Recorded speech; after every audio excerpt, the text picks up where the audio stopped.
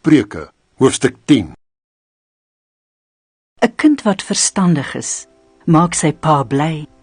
'n seun wat dwaas is, maak sy ma hartseer.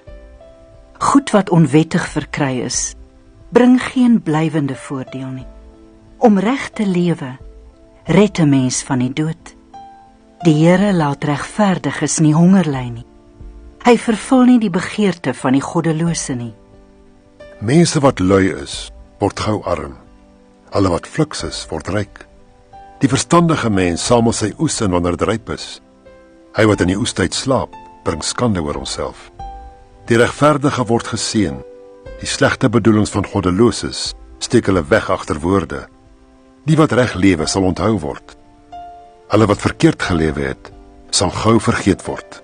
'n Mens met verstand aanvaar bevele. Hulle wat onsin babbel, bereik niks. Die een wat opreg lewe, staan vas. Die een wat kronkelpaaie loop, kom tot 'n val. Hy wat skelmstreke uitdink, veroorsaak moeilikheid. Hy wat aanhou onsin praat, kom self tot 'n val. Die woorde van die regverdige is soos 'n fontein van lewe. Die woorde van goddeloses steek slegte bedoelings weg. Haat bring rusie. Liefde bedek wat verkeerd gedoen is. Iemand wat insig het, sê dinge wat verstandig is. Die een wat onverstandig is, kry sla. Wyse mense versamel kennis. Dwaase se gebabbel bring teëspoed.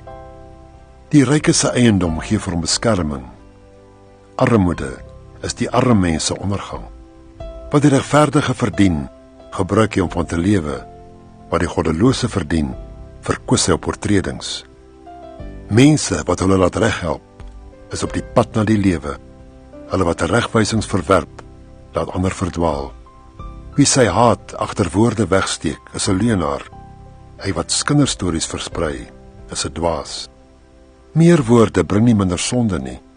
Hy wat sy woorde tel, is verstandig.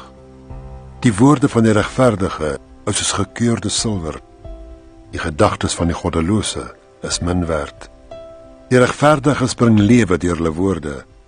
Die dwaase vernietig hulle self weens 'n gebrek aan gesonde verstand. Dit is die Here se seën wat rykdom bring.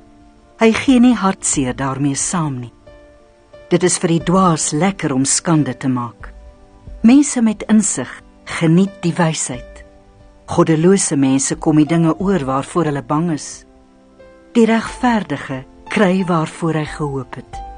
Wanneer teëspoed kom soos 'n stormwind, is goddeloses daarmee heen, maar die regverdiges bly stewig staan.